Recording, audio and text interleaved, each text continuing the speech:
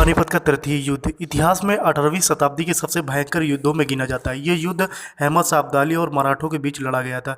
इस लड़ाई में मराठों की बहुत बुरी हार हुई थी, जिसके बाद मराठा साम्राज्य की नींव कमजोर हो गई थी। इस युद्ध का प्रभाव इतना गहरा था कि इसके बाद तीसरे एंग्लो में अंग्रेजों ने मराठाओं को आसानी से हरा दिया था।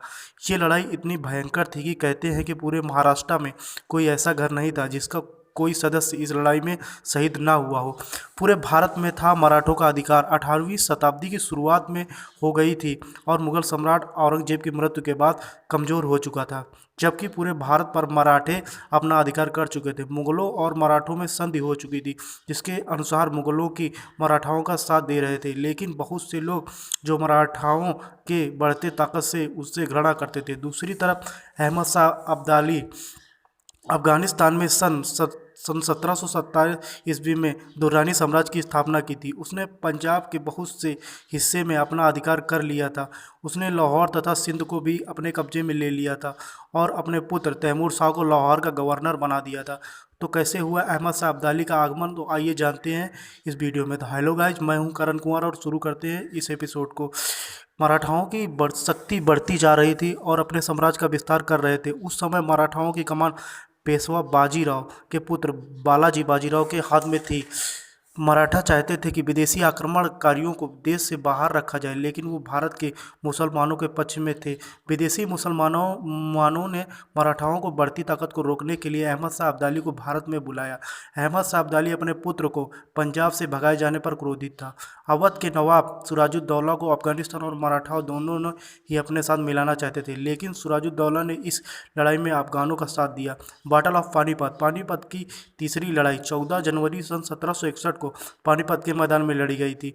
लड़ाई का ये मैदान दिल्ली के उत्तर में 95 किलोमीटर की दूरी पर था। अहमद शाह अब्दाली के साथ दुआब के रोहिल्ला अफगान और अवध के नवाब सिराजुद्दौला दे रहे थे।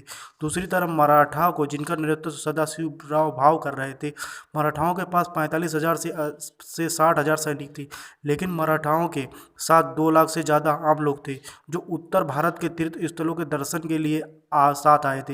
इतनी बड़ी सेना में आम नागरिकों को ले जाने का मतलब था मराठा आने वाले खतरों में अनभिज्ञ थे। आखिरी क्षणों में अवध के नवाब सिराजुद्दौला ने अब्दाली के साथ देने का निर्णय किया, जिसमें से मराठाओं को भारी क्षति पहुंची। अफगान, रोहिल्ला और सिराजुद्दौला तीनों के संगठन को आर्मी ऑफ इस्लाम कहा जाता है। धर्म के नाम पर अहमद शाह ने उन्हें अपने साथ मिलाकर भारी तबाही मचाई।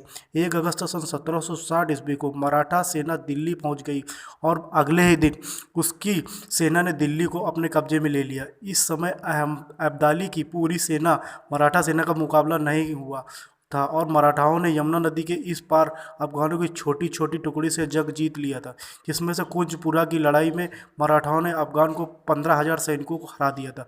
उस समय भी अब्दाली की पूरी सेना यमुना के दूसरी ओर फंसी हुई थी। अब्दाली ने अपनी सेना को हारते देख एक साहसिक कदम उठाते हुए यमुना नदी को 25 अक्टूबर को बागपत से पार कर लिया, जिससे मराठाओं का बेस कैंप दिल्ली से संपर्क टूट गया। 2 महीने तक अहमद शाह अब्दाली की सेना पानीपत में डेरा डालकर बैठी रही और उसने मराठाओं तक सहायता नहीं पहुंचने दी। मराठाओं की सबसे बड़ी गलती थी, उसके साथ बहुत बड़ी संख्या में आम लोग थे, जिनकी संख्या 2 लाख से भी अधिक थी। इसलिए उनके कैंप में नवंबर तक भोजन खत्म हो गया था।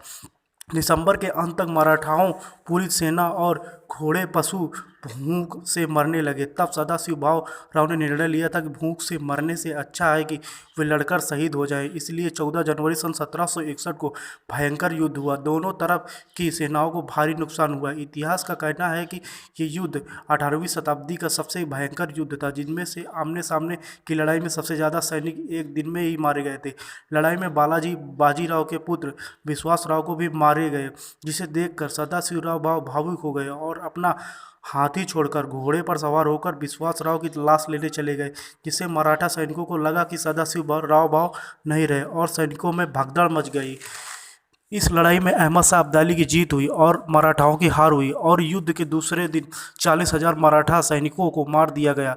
ये लड़ाई मराठाओं के लिए एक बहुत बड़ी हार थी, जिससे इस हार से मराठाओं के लिए बहुत मुश्किल था। सन 1761 में पानीपत की लड़ाई में 10 साल बाद सन 1771 में पेशवा माधवराव ने एक बड़ी सेना भेजकर उत्तर भारत में फिर से कब्जा कर लिया और अब्दाली के साथ देने वाले को खात्मा कर दिया। तो दोस्तों, ये था पानीपत की तीसरी लड़ाई। आज के वीडियो के लिए बस इतना ही। धन्यवाद। ए हीरो का कर रहा बे?